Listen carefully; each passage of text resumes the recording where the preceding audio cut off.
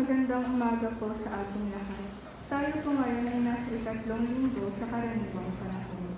Isama po natin sa ating panalangin ang pasasalamat at espesyal na intensyon ng John Olaso and family at para sa kaluluwa ni na Eliseo, Esther, Erenita, Maria Teresa, Maria Cecilia Labangpa, Raul, Jose Macalino, Leonardo Felicidad Florentino Chantenco, Adelaida Pangan, John Constantine Cordon, Lydia Monsalud, Rufo Jr. and Sr., Dolores, Daprosa, Gloria, Jose, Jenny Ganzan, Almeida Corpus, Efrain Tombo, Cesar Andy Badua, Celsa, Felisa, Wilfredo Jose Pello, Fermina Lardin, Rosario Ernesto Hornada, Eugenia Pascual, Kimberly Bundan, Corazon Torres, Estrella Gerardo Duterte, Eric, Sonia, Gloria, Yuri, Raul,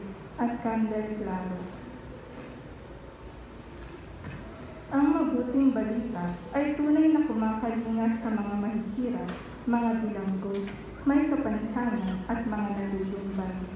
Ang pag-ibig at pagtanggap ng Diyos sa tao ay ibinubunyag sa salita at gawa ni Jesus, sapagkat siya ang kaganapan ng mga sinaunang pahayag tungkol sa pagliligtas ng Diyos. Ipinagdiriwang din natin ngayon ang linggo ng salita ng Diyos. Ang natatanging pagdiriwang na ito ay nag-aanyaya sa ating lahat na ipagdiwang, ipalaganap, at pag-ibayuhin ang pag-aaral at pag-unawa sa salita ng Diyos sa Biblia.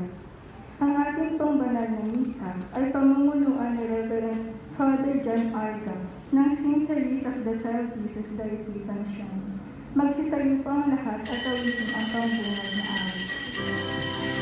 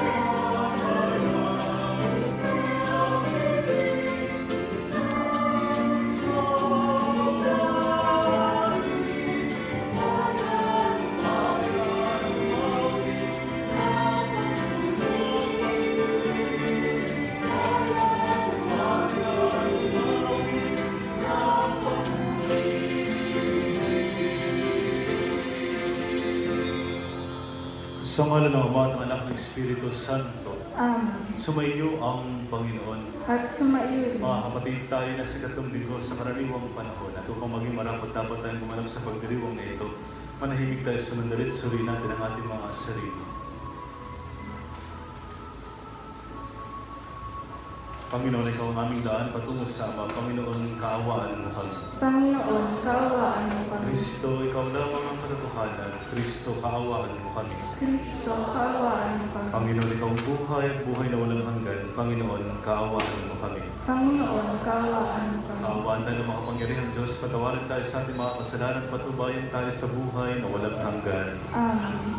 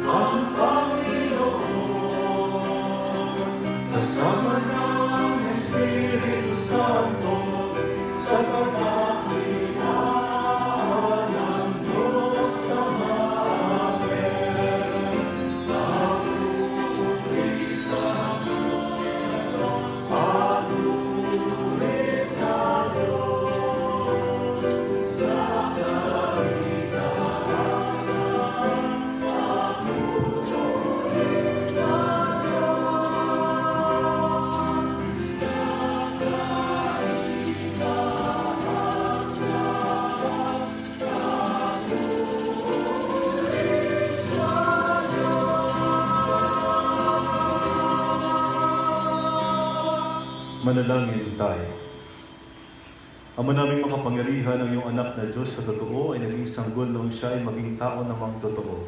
Maging amin namang panatang pagsunod sa kanyang pagkapakumbabaan, sa pagdiriwang namin sa kanyang pakikiisa sa mga nasa abang katayuan, upang kami mapabilang sa iyong pinaghaharian sa pamagitan niya, kasama ng Espiritu Santo, magpasawalang hanggan.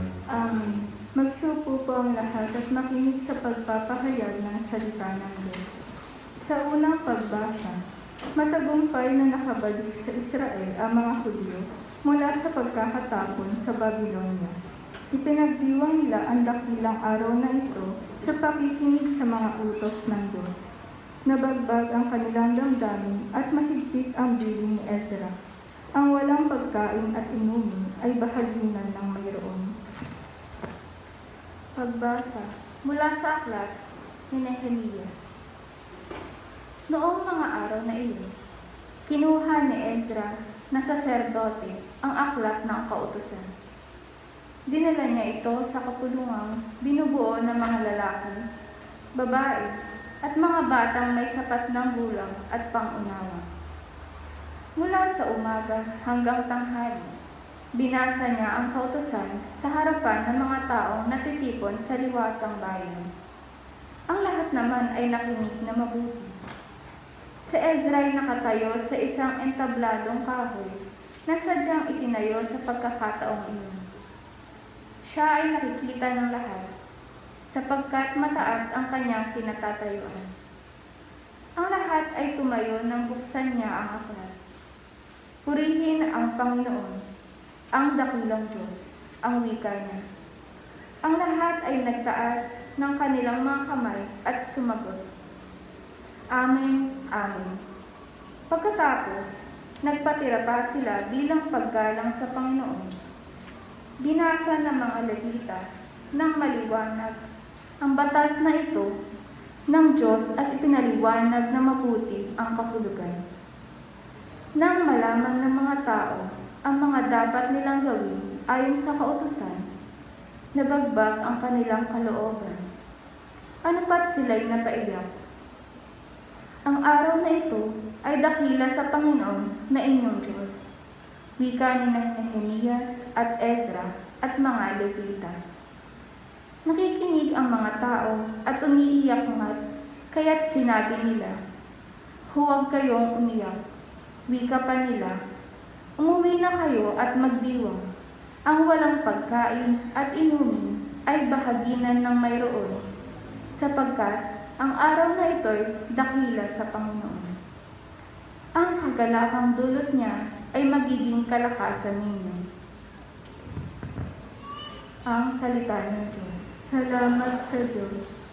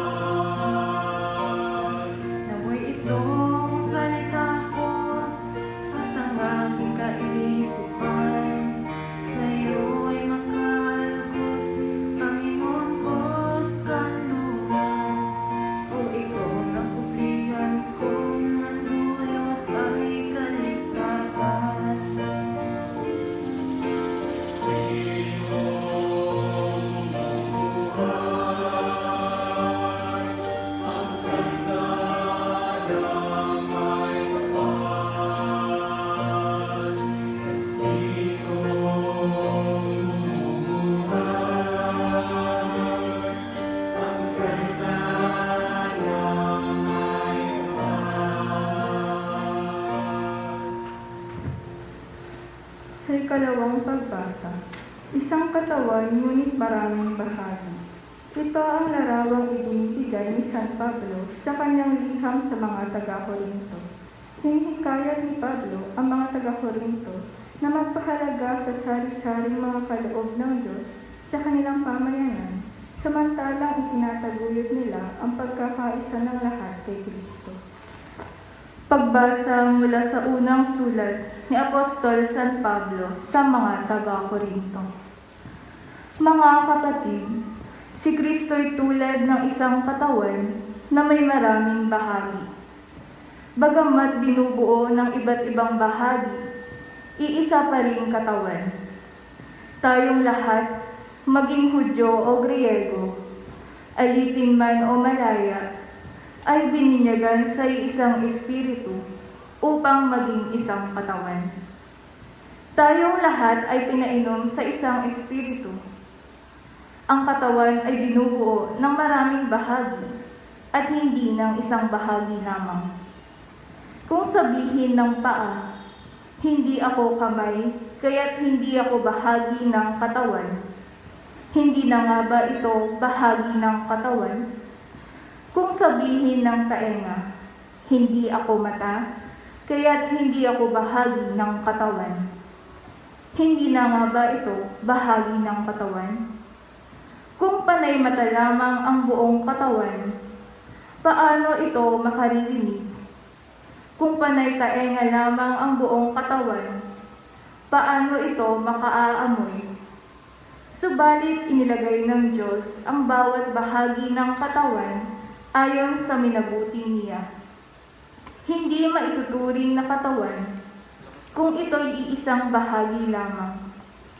Ngunit ang totoo'y marami ang mga bahagi, ngunit iisang katawan lamang.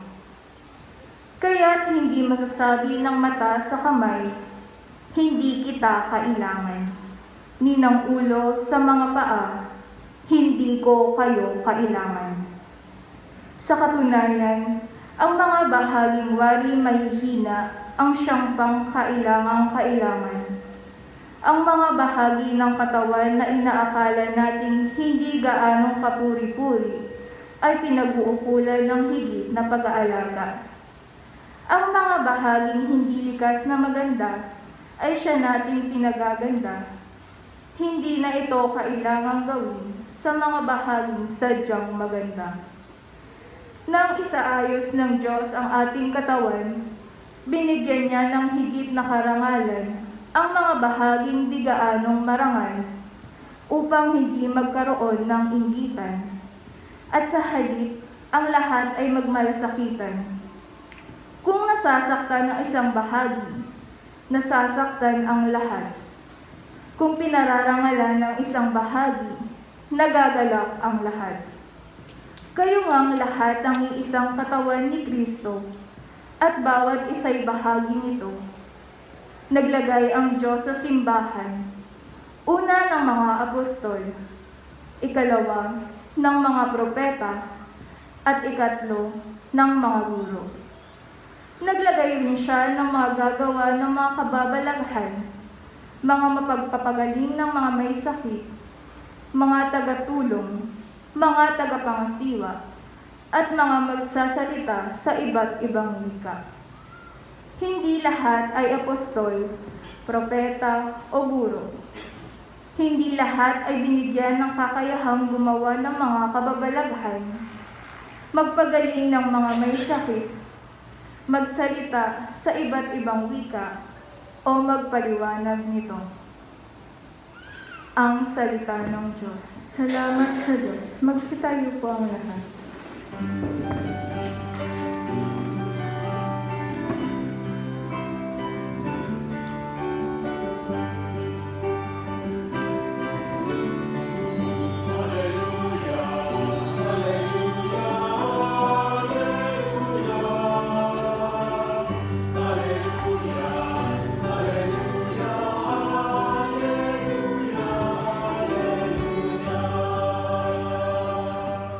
Ikaw, Kristo, ay sinugo upang sa dukhay magturo, magpalaya sa bilanggo.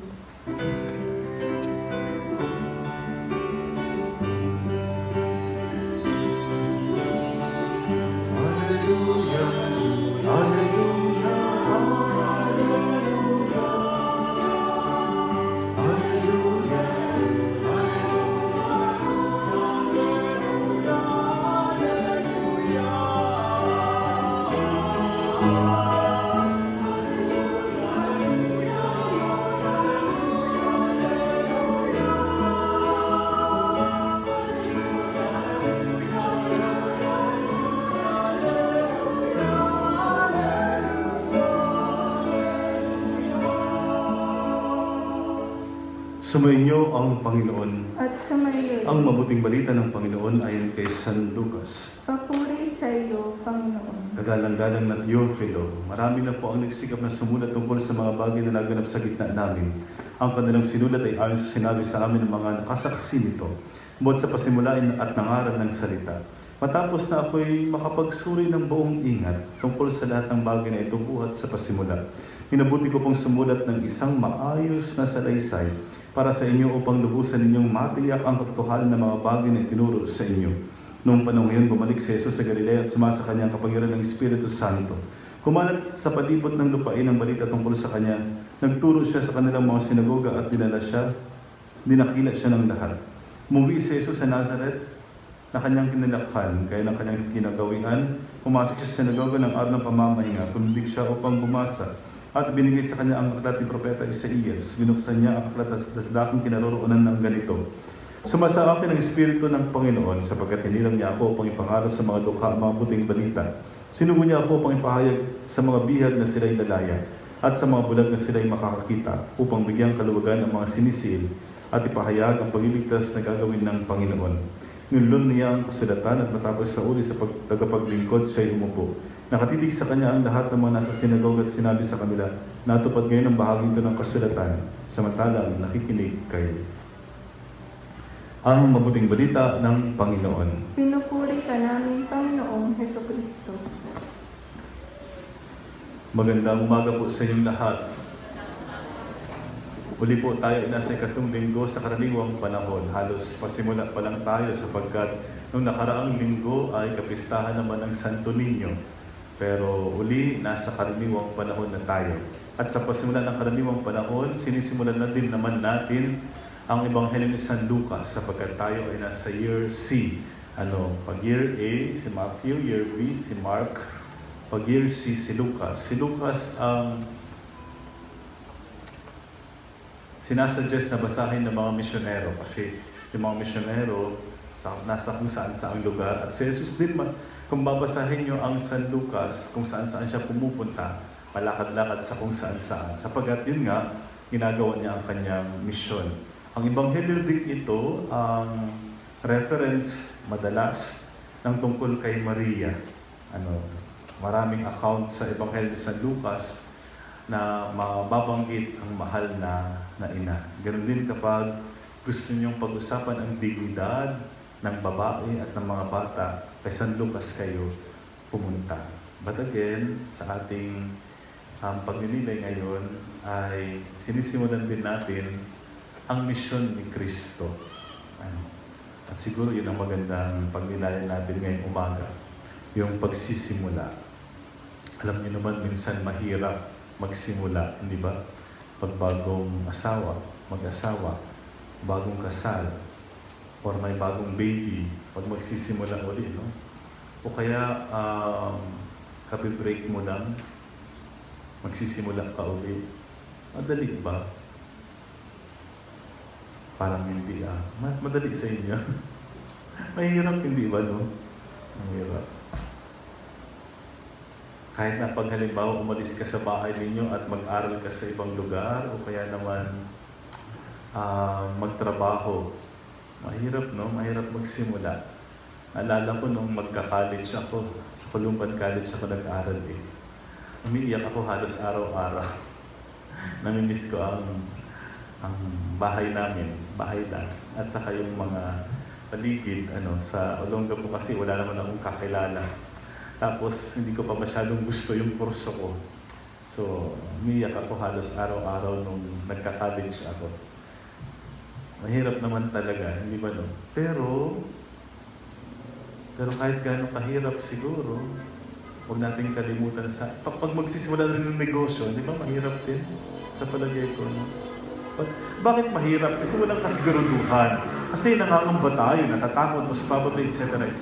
Kaya, sa palagay ko, nahihirapan tayo. Pero sana maalala natin, kapag nagsisimula tayo, laging naroon naman ang Diyos. Sa lahat ng pagkakataon, sa simula ng lahat ng bagay, naroon ang Diyos. Siguro ang paanyaya sa atin, kapag unang hakbang natin, sa pasimula ng ating buhay, sa pasimula ng lahat ng ating gagawin, huwag nating makalimutan sanang magdasal. Pinapaalala sa akin dati nung teacher ko, na kapag nagturo ka dyan, sabi niya, huwag mong kalimutan ipagdasal ang mga estudyante mo. Totoo naman, di ba? Maganda yung comment sa akin nung isang dating seminarista. Sabi niya sa akin, Father, alam mo ba, minsan nakitulog ka sa dorm namin. Seminarista ako noon. Tapos sabi niya, nagmamadali kami lahat maligo. Kasi nga maraming tao sa dorm na yun. Pagkatapos ikaw, umupo ka lang at yumuko. Feeling ko nagdadasal ka ng maigi, which is true, ano? Tapos ang gulo-gulo namin, and yet ikaw, kalmadong, nakapikit lang yung magandang simulan naman talaga ang buhay at ang araw sa pagdarasal. Kasi nga, magsisimula tayo. Siguro, minsan kaya natin. Sige, try niyong magdasal, hindi magdasal buong araw. Kaya naman talaga. Pero iba pa rin, pag alam mong sinamahan ka niya, alam mong nandyan siya. Pwede pa rin namang mabuhay isang linggo kahit hindi kayo magsimba. Ang dami dyan nabubuhay pa. Isang taon nang hindi nagsisimba. Pero iba pa rin, pag sinimulan nyo ang inyong linggo na nagsisimba, di ba? Nga pala, ang linggo ang unang araw ng buong linggo natin. Hindi naman Lunes, linggo. Kaya nga ang tawag sa ikapitong araw, Sabado. Kasi Sabat yun. Kaya ang unang araw sa kalendaryo natin, linggo, hindi Lunes. At sinisimulan natin ang linggo natin sa pagsisimba palagi, which is very beautiful gesture. We remind ourselves na kasama natin ang Diyos sa mga unang araw ng ating buhay, unang araw ng ating linggo, mga unang hakbang natin. Kaya nga pag minsan, pag bagong bahay, bagong tindahan, pinapabless natin. No? Magandang gesture yun. Magandang reminder yun sa ating lahat. Na hari nawa, yun nga, maghari ang Diyos sa ating buhay at sa ating bahay. Mahirap po, oh. Pero pag nandyan naman siya, alam mo yun at naniniwala ka, sa palagay ko, sapat palagi ang grasya ng Diyos. Yun siguro ang ating panghawakan. Pag nagdarasal tayo, pakinggan natin kung ano ang sasabihin niya. At sabihin din natin na kinakailangan natin ng maraming lakas, ng maraming inspirasyon, ng maraming pagmamahal upang sa gitna ng ating gagawin, maging malakas pa rin tayo. Umabot tayo hanggang dulo. Kaya sa pasimula natin ngayon, yun siguro ang ating hihingin sa Diyos na makapangyarihan at maunawain sa ating mga pangangailangan. Maging bahagi nawa tayo sa mission din ni Kristo na nagsisimula rin habang binabasa natin ang Ebanghelyo ni San Lucas. Amen. Sumasampalataya ako Sa Diyos Amang makapangyarihan sa lahat, na may gawa ng langit at lupa. Sumasampalataya ako kay Jesucristo, isang anak ng Diyos, Panginoon natin lahat. Nagkatawang tao sa ngalan ng Espiritu Santo. Pinanganak ni Santa Maria ang Birhen. Pinagpakasakit ni Poncio Pilato. Ipinako sa krus sa matayang ilibing. Nanawag sa kanaroon ng mga yumaong. Na may tatlong araw ng buhay na maguli. Umakyat sa langit, nalutlok sa kanan ng Diyos amang makapangyarihan sa lahat. Doon nagmumula pa rito kung sa nabubuhay ang matay ng tao. Sumasampalataya naman ako sa Diyos Espiritu Santo, sa banal na simbahang Katolika, sa kasamahan ng mga banal, sa kapatawaran ng mga kasalanan, sa pagkabuhay ng muli ng mamatay na tao, at sa buhay na walang hanggan. Amen. Sa pasimula ng misyon ni Kristo na ipahayag ang paghahari ng Diyos, dumulog tayo sa ating Ama upang tayo maging instrumento rin ng pagpapalaganap ng kanyang misyon. Sabihin natin ang buong tiwala, Panginoon, dinggin mo kami. Panginoon, dinggin mo kami. Para sa mga namumuno sa simbahan, ipahayag nawa nila ng may tapang at paninindigan ang panawagan ng kaharian ng Diyos, ang magsisi sa kasalanan at mamuhay ayon sa iyong mga utos. Manalangin tayo. Panginoon, dinggin mo kami. Para sa mga pinuno ng ating bayan, masalamin nawa nila ang diwa ng kaharian ng Diyos, ang katotohanan at pag-ibig. Makapaglingkod nawa sila nang hindi iniisip ang pansariling interes. Manalangin tayo. Panginoon, dinggin mo kami. Para sa ating lahat na dumaranas ng pagsubok sa panahon ng pandemya, bigyan mo nawa kami ng sapat na lakas na harapin ang mga pagsubok sa buhay sa pamamagitan ng aming pagkapit sa salita at katawang nagbibigay buhay. Manalangin tayo. Panginoon, dinggin mo kami. Para sa bawat mananampalatayang Kristiyano, maging sandigan, lakas at inspirasyon nawa namin ang iyong salita, O Diyos, nang kami maging banal at magkaroon ng buhay na walang hanggan. Manalangin tayo. Panginoon, dinggin mo kami. Para sa mga nagdadalang hati dahil sa pagpanaw ng kanilang mga mahal sa buhay, makatagpo nawa sila ng kalinga sa mga taong handang tumulong at dumamay sa kanila. Manalangin tayo. Panginoon, dinggin mo kami. Sa ilang sandali ng katahimikan, itaas natin sa Diyos ang ating personal na kahilingan, gayon din ang mga taong lubos na nangangailangan ng ating panalangin. Isama rin po natin sa ating panalangin ang pasasalamat ni Lea and Robert Garcia at para sa kaluluwa ni Rosalie Casilla Manzano. Manalangin tayo. Panginoon, dinggin mo kami. Ama, dinggin mo ang aming mga panalangin sa pamagitan ng iyong salita. Papanibaguhin mo kami upang kami tunay na maging kawangis mo sa kabanalan. Hinihiling namin ito sa pamagitan ni Jesucristo ang aming Panginoon. Amen.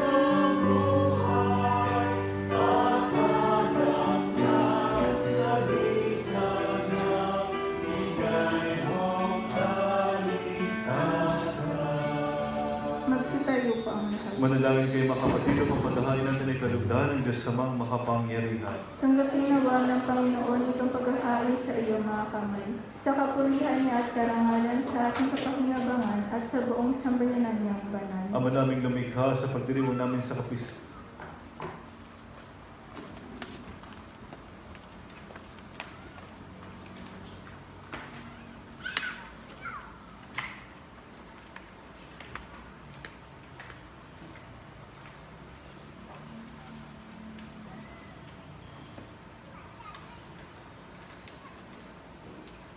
Ama naming lumikha, tanggapin mong malugod ang aming mga handog, ngayon ang kabanalang ay iyong dulot. Kami sumasamo sa iyo at lumuluhog upang kaligtas sa iyong ipagkaloob sa pamagitan ni Jesucristo kasama ng Espiritu Santo, magpasawalang hanggan. Amen. Sumainyo ang Panginoon. At sumayo rin. Itaas sa Diyos ang iyong puso at diwa. Itinaas na namin sa Panginoon. Pasalamatan natin ang Panginoong ating Diyos. Marapat na siya ay pasalamatan.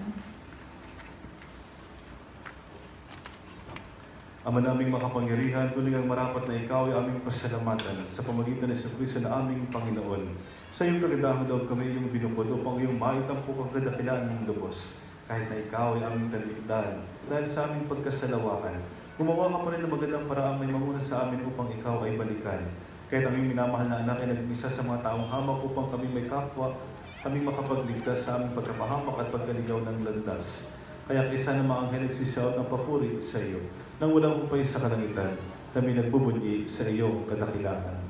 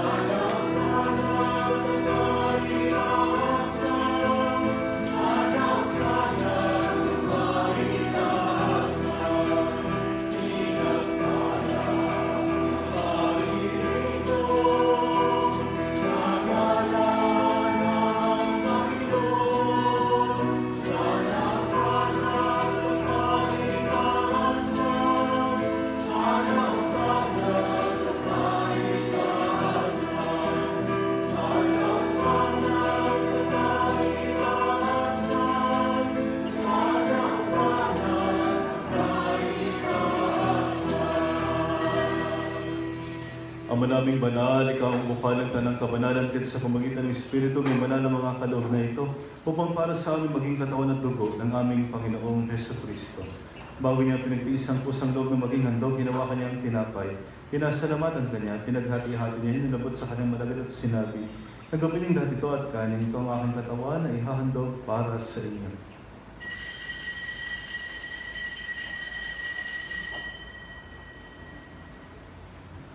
Gayun din naman, matapos ang hapunan, hinawakan niya ang kalis. Muli kanyang pinasalamatan. Inabot niya ang kalis sa kanyang malagad at sinabi, "Tanggapin niyong lahat ito at inumin. Ito ang kalis ng aking dugo ng bago at walang hanggang tipan.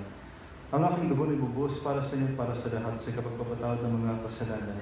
Gawin niyo ito sa pag-alaala sa akin."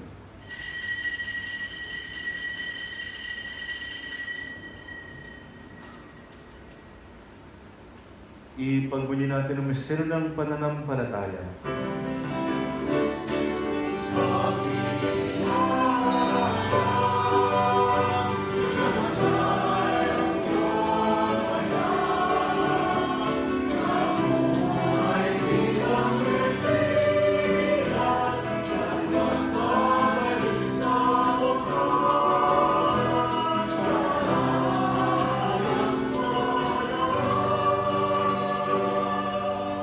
Ama, ginagawa namin ngayon ang pag-alaala sa pagkamatay at muling pagkabuhay ng iyong anak, at tinialay namin sa iyo ang tinapay na nagbibigay buhay at ang kalis na nagkakalob ng kaligtasan. Kami nagpapasalamat dahil kami yung minarapat na tumayo sa harap mo para maglingkod sa iyo. Sinasama namin kami magsalo-salo sa katawan ng dugo ni Kristo ay mabuklod sa pagkakaisa sa pamagitan ng Espiritu Santo.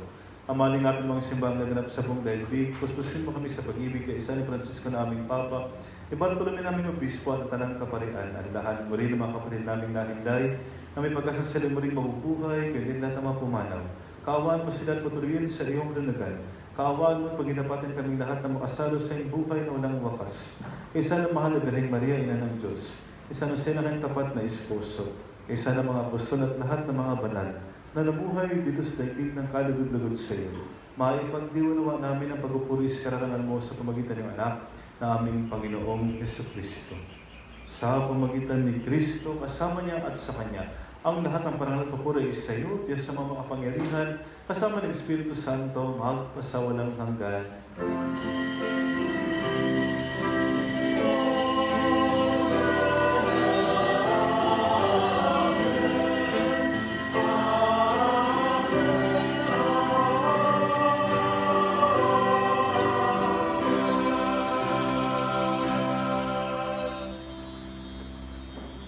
bilang magkakapatid, Diyos naman natin nasa langit, tumawag tayo sa Kanya.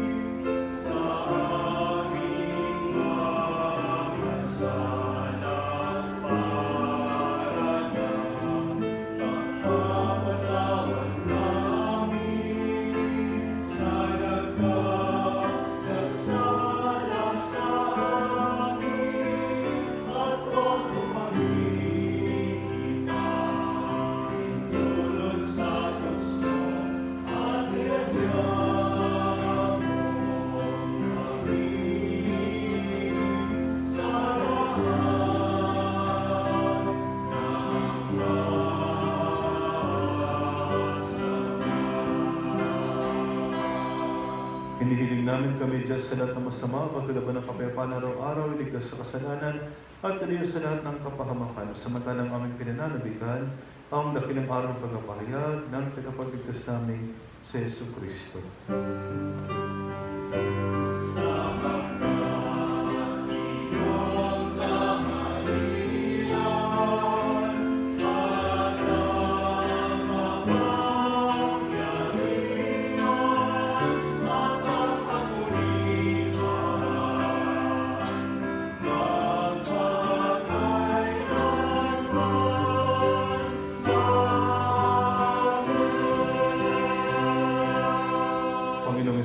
Sinabi mo sa mga apostol, kapayapaan ang iniwan ko sa inyo.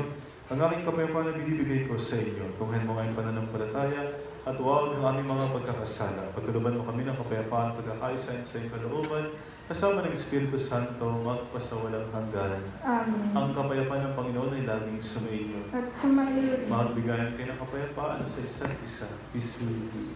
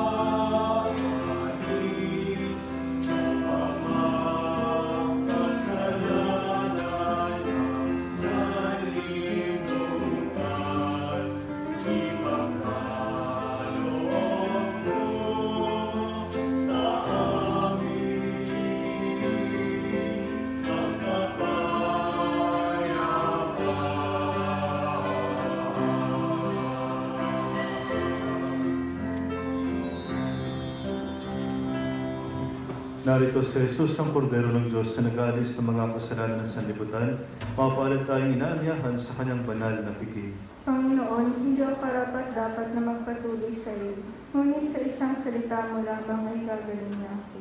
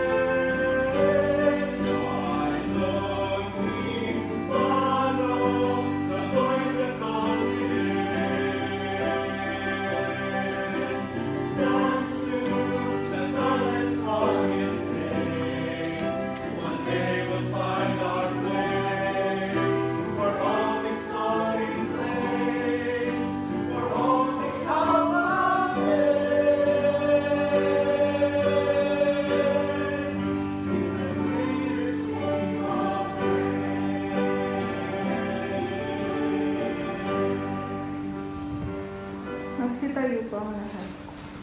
Manalangin tayo. Ama naming mapagmahal, ipagkalubong sa aming pakikinabang sa iyong kagandahang loob na bumubuhay, lagi nawa naming maikarangal ang iyong pagpapalang sa aming binibigay sa pamagitan ng Kristo, kasama ng Espiritu Santo, magpasawalang hanggan. Amen. Pasalamatan natin ang Diyos sa pasimula ng ating lingkod.